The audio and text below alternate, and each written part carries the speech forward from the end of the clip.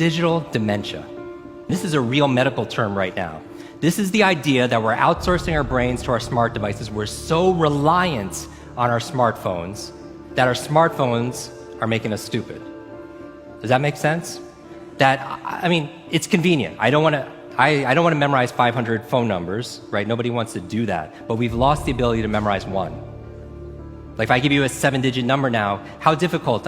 Would it be you find that kind of difficult to memorize, like a phone number that you used to do years ago? Yes or yes?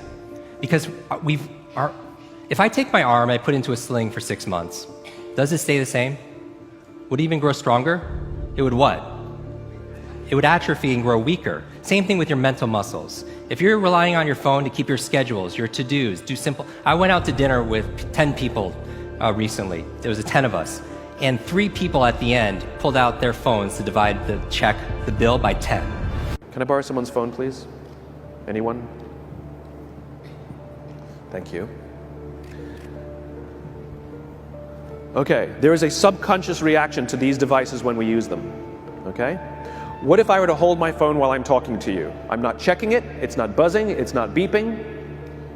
I'm nothing. I'm just holding it. Do you feel at this moment that you are the most important thing to me right now? No, you do not. Because there is a subconscious reaction we have to the device. When it is out, it makes the people around us feel that they are less important. When we show up to a meeting, or a lunch, or a dinner, with our colleagues, our clients, or our friends, or our families, and we put the phone on the table, we have announced to everyone in the room that they are not that important to us. And by the way, putting the phone upside down is not more polite. My favorite one is in the meeting or at a lunch with someone that the phone will ring and the caller ID will pop up and they will go, I'm not going to get it. Oh, so magnanimous. Oh, I'm lucky to eat with you today. Or they could just put the damn thing away. You can tell how addicted we are. When somebody pulls out their phone when you're with them, how uncomfortable does that make us feel? You're walking down the street with someone, they pull their phone out. We feel stupid, so what do? We pull our phones out. We're so addicted. Somebody goes to the bathroom when we're at dinner, and what do we have to sit there by ourselves? God forbid we should look around the room for 5 minutes. We pull our phones out. Meetings, awful. What do we do when a meeting happens, right? Everybody's sitting waiting for the meeting to start. Bob's running a few minutes late. Bob's here? Okay, start the meeting. Do you know when relationships are built? All that in between time. Thank you very much.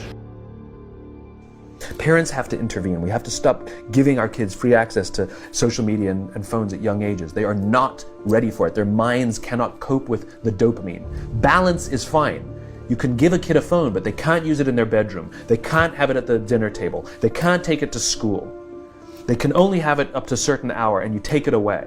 They're children. You can take the phone away. We've got to intervene. The science is alarming.